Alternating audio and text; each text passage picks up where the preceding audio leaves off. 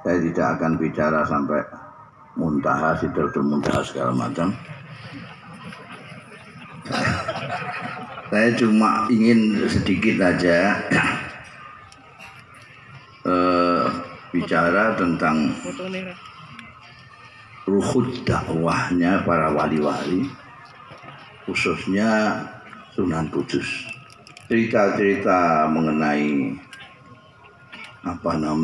dakwahnya Sunan Kudus yang ada tidak nyembelih sapi barang itu saya masih kecil sudah krungu, sudah dengar saya sebelum Pak Chandra Malik cerita saya sudah dengar. Itu sudah diketahui semua.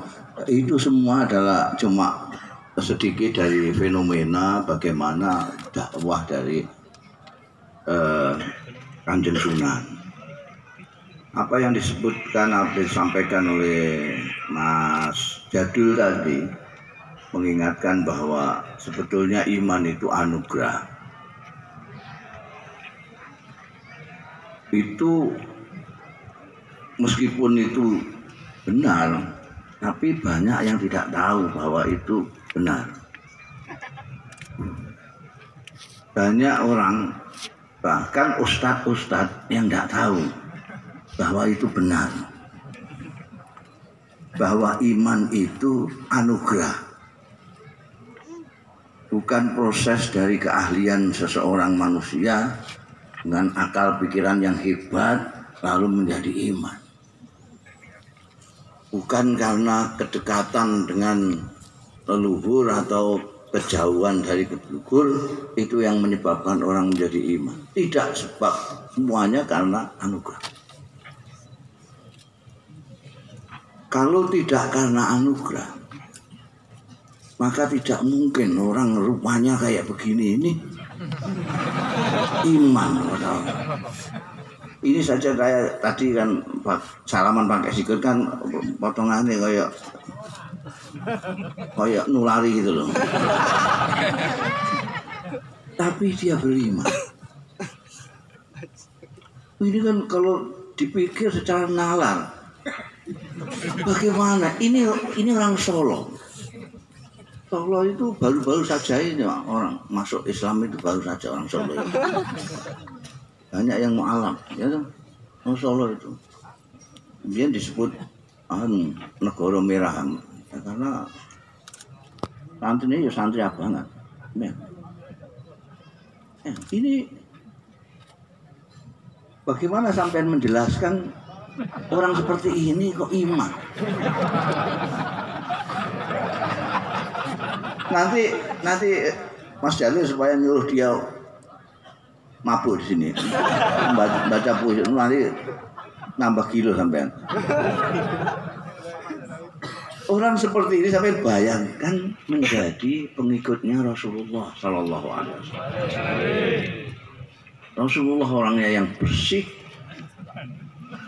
rambutnya ya panjang tapi tidak sepanjang ini, hanya segini aja Nabi itu. Gini. Orangnya bersih, putih kemerah-merahan. Ini kulitnya sawo bosok.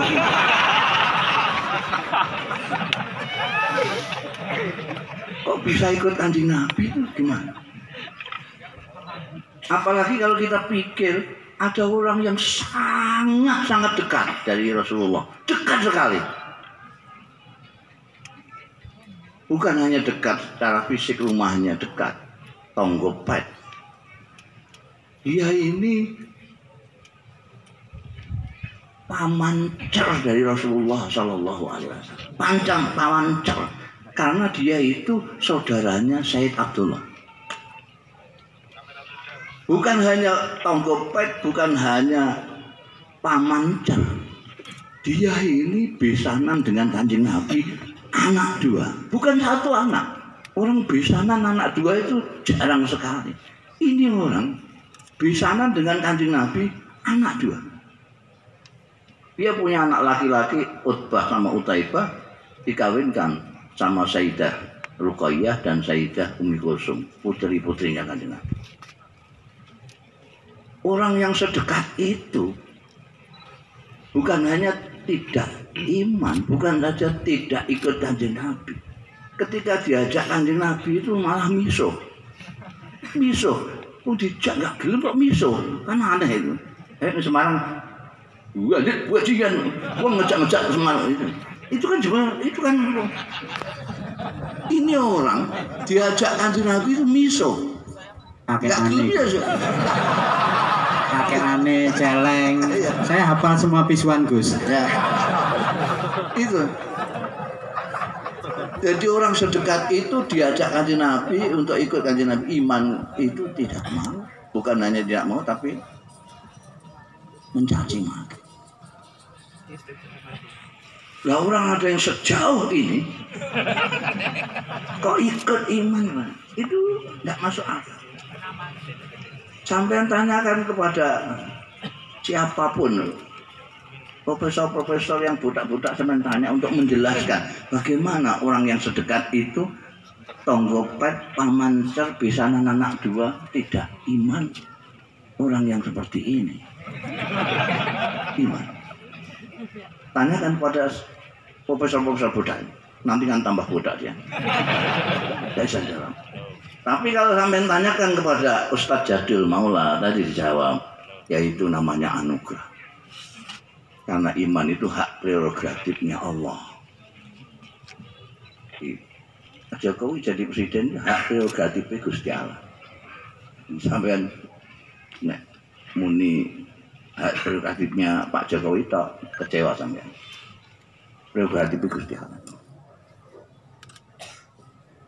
Nah ini memahami bahwa itu anugerah. Itu terutama oleh wali-wali kayak Sunan. Nah, jadi beliau dakwah itu hanya mengikuti Kanjeng Rasul Shallallahu Alaihi Wasallam, termasuk ruhud dakwah, semangat dakwah yang sekarang ini hampir krisis. Ada ruhud dakwah. Ruhud dakwah ini sampai orang yang seperti ini bisa masuk. Ini karena ruhud dakwah. Orang beriman itu Allah. Tapi upaya-upaya yang dilakukan oleh Kanjeng Nabi Muhammad Shallallahu Alaihi Wasallam itu diperintahkan oleh Allah, sehingga nanti hidayah yang diberikan Allah bersamaan dengan hidayah yang diupayakan oleh Kanjeng Rasul Shallallahu Alaihi Wasallam. Kalau tadi fenomena yang digambarkan oleh Mas Chandra tadi kan, bagaimana orang dakwah tapi membuat bukan hanya orang lari, tapi orang lari dari Islam. Ini dosanya gede banget itu ustadz-ustadz yang begitu. Loh, dakwah kok menyebabkan orang gedeng sama agama itu gimana? Itu orang melihat Islam itu jadi serem. Sedangkan Sunan Kudus, orang yang tidak Islam saja merasa ayem melihat. Ayem. Karena ruhul dakwah dari Sunan Kudus, maka orang-orang Kudus bukan hanya tidak makan sapi, bukan.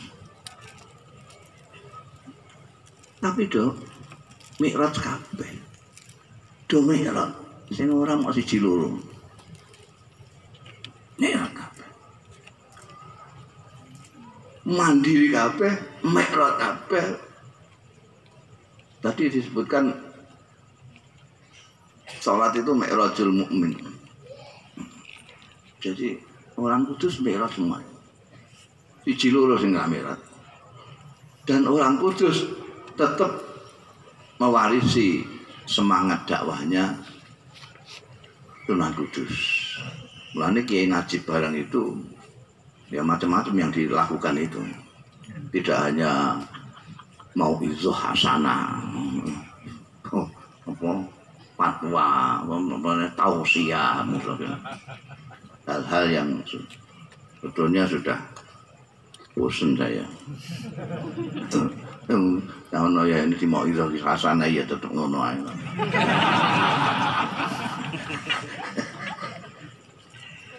Jadi apa namanya?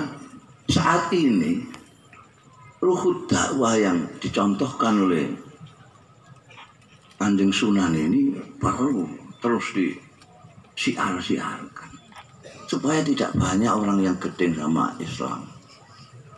Kalau kita nyagerno Ustaz Jakarta itu, saya khawatir orang-orang itu yang sebetulnya sudah simpati kepada Islam nggak situ. Kok sangare ngono? Islam kok sangar itu kan ya antara langit sama sumur itu perbedaannya. Ini apa namanya monumen yang ini menara ini yang tadi dimaknani macam-macam itu dimaknani macam. Terus saya menara ini